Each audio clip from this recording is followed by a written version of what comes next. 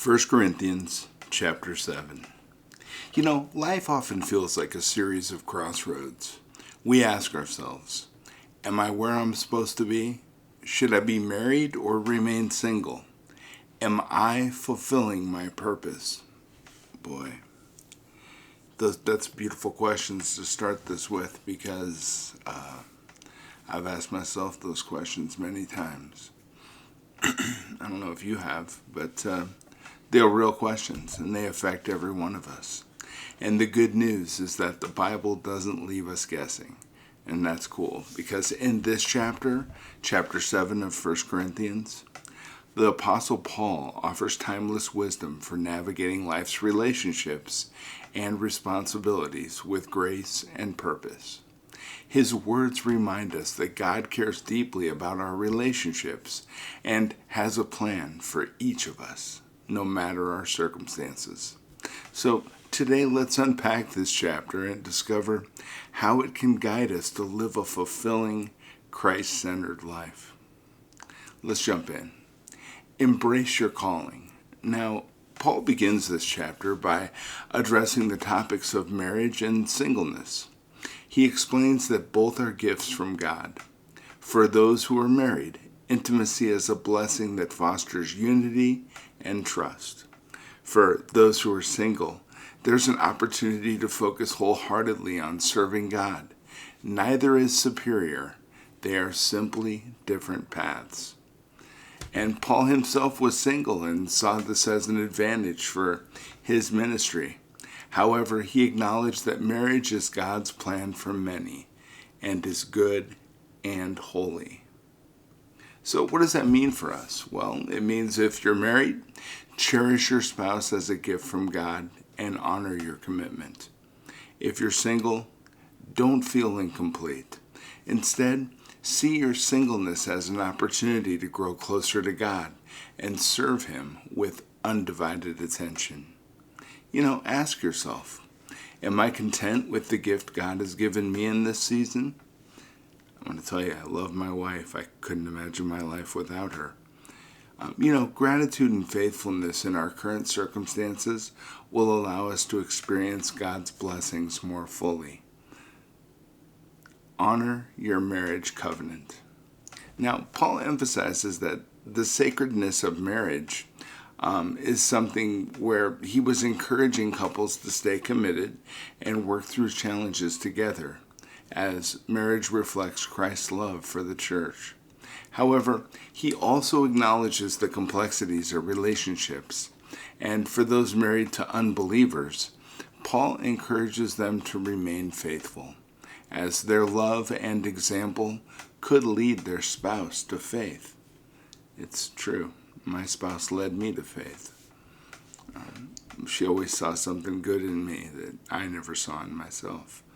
And when I look at her, when she looks at me, she still sees that, and it's amazing.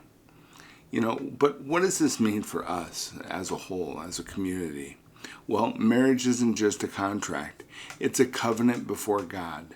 When we honor our spouse, we honor God. And for those in difficult marriages, know that God sees your struggles and gives you the grace to endure and grow. And for those with unbelieving spouses, your love and faithfulness can shine as a testimony to God's goodness. Whether you're married or not, think about your closest relationships. Are you showing Christ-like love, forgiveness, and patience in those relationships? Because you know what? Relationships thrive when they reflect God's grace.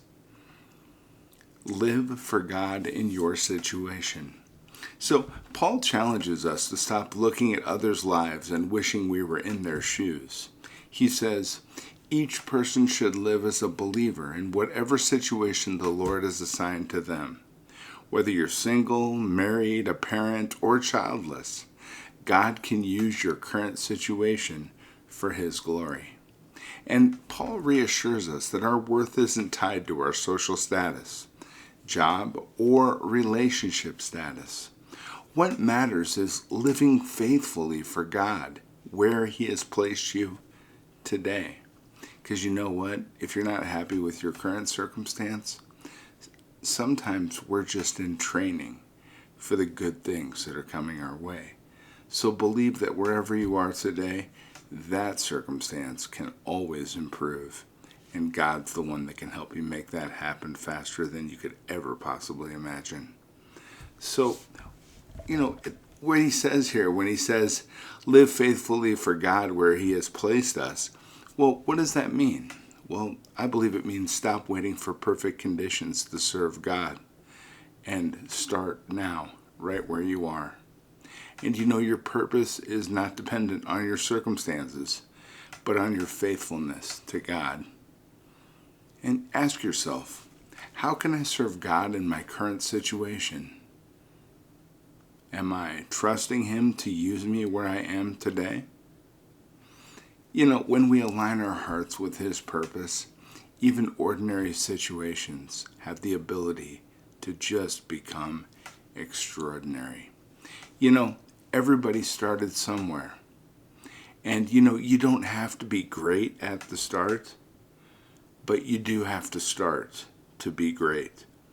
So keep that in mind. Wherever you are today is not a reflection of where you have the ability to be tomorrow. I guarantee it. Because you know what? Sometimes when you want to change your life, all you have to do is change your life. It's 100% true, and I believe it with all my heart. Freedom from singleness. Now next, Paul shifts his focus to the unmarried and widowed. He highlights their unique advantages of singleness, particularly in the ability to devote undivided attention to God.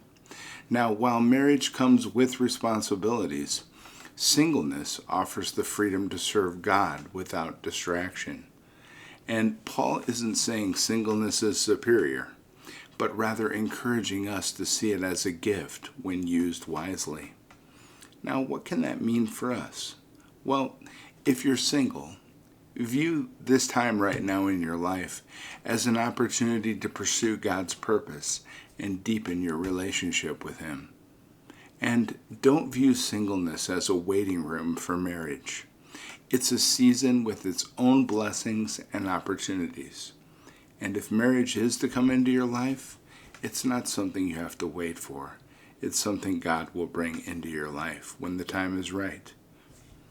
Now, instead of asking why I'm single, why am I single? People ask that question all the time.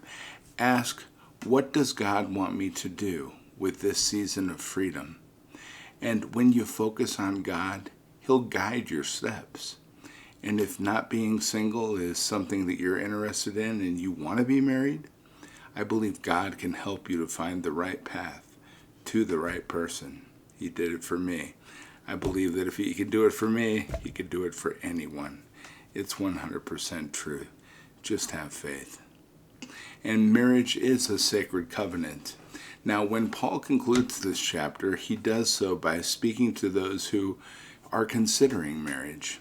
And he reminds us that marriage is a lifelong covenant, not a decision to take lightly. And for those who choose to marry, it's important to seek a partner who shares your faith and values and who you know is going to be in it for the long run. Paul also affirms that widows are free to remarry if they wish. But again, he emphasizes marrying in the Lord means choosing a spouse who will help you grow in your faith and walk with God. I think that's beautiful that he points that out. As a single man, and I have a lot of respect for Paul, I like him. I think he'd have an amazing sense of humor. I would love to have met him. But what does this mean for us? Well, marriage is a partnership rooted in faith. And when God is at the center, the relationship becomes a source of strength and growth. And for those considering marriage, pray for wisdom and seek a partner who will encourage you in your walk with Christ. But if you're looking for a partner, instead of going out and trying to find them, pray and let God bring them to you. Now ask yourself, is God at the center of my relationships? Am I building a life with someone who strengthens my faith? And a God-centered relationship is the foundation for a fulfilling life together. And since God has come into my life, I can't even explain to you how it's transformed my relationship with my spouse and my children. And my wife's pointed that out. She says, "Don't you see how different things are now?" And when I step back and look, I do. I do see how different things are. It's amazing. Sometimes I get comments on these videos where people will say, "You're just in a cult," or "Doug has joined a cult." You know what? I can't explain the amazing things that have come into my life and the incredible things I can't explain that are happening in my life since I've accepted Jesus Christ. But it's undeniable, and it's beautiful. And I think I'm not alone. I think other people experience this all the time, and that's why they become Christians, because it's real, it's true, and you can make fun of it or say whatever you want, but the results are undeniable. I'm a sane human being. I'm an intellectual. I'm not an idiot. I have an Ivy League MBA. I own businesses. I used to have a tremendously successful life, and I still do. But I've stepped away from that to enjoy a better life in Jesus Christ. And anybody can do it. So this isn't something I was forced into, or a tragedy made this happen to me. It's just something beautiful that stepped into my life, and I can't explain where it came from or why I'm able to experience this, but it's incredible. So let's remember this powerful truth as we close today. God's plans for our life are not limited by our circumstances. Now, whether single, married, or somewhere in between, we are called to live faithfully for Him. So think about this for a second. Are you fully embracing the season you're in right now? And are you trusting God to use your life, your relationships, your singleness, maybe your marriage, for His glory? Now, Paul's words remind us that our identity isn't found in our relationship status, but in our relationship with Christ. So, whether you're navigating the joys and challenges of marriage, which is fun and beautiful, or experiencing the freedom of singleness, which I remember quite well, know that God has a purpose for you. Now, let's leave today with this challenge. How can I glorify God in my current circumstances? Am I living faithfully where He has placed me today?